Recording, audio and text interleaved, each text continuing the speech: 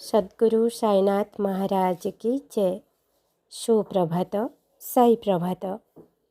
बाबा कहते जो माने बा जो लोक माने तुम सहित सठिक भावरे कथा हुअंती नहीं,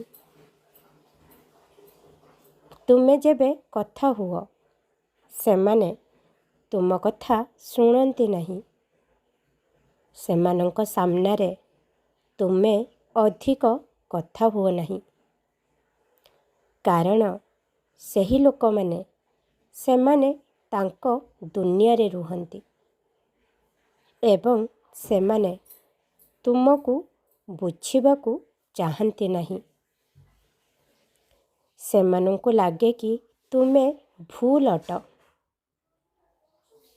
बरं तुमको जो लोक माने भल पाती स्नेह दियंती एवं तुम कथा शुणती सेमानंक सहित कथा हुओ, किंतु काहाठारू कौनसी आशा रख नहीं।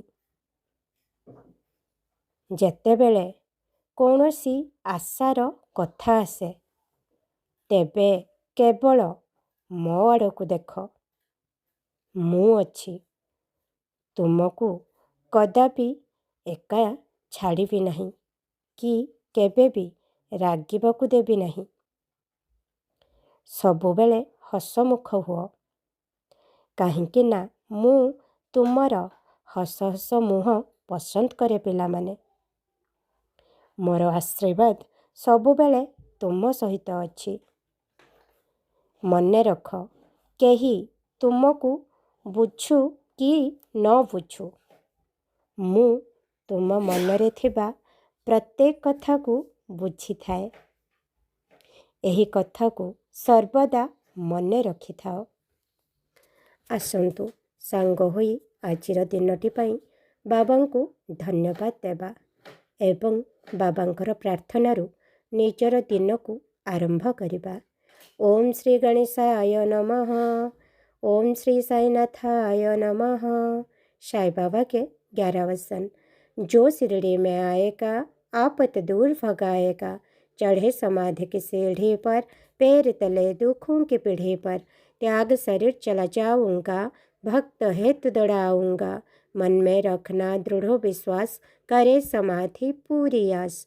मुझे सदा जीवित ही जानो, अनुभव करो सत्य पहचानो, मेरी शरण आ खाली जाए, हो तो कोई मुझे बताए।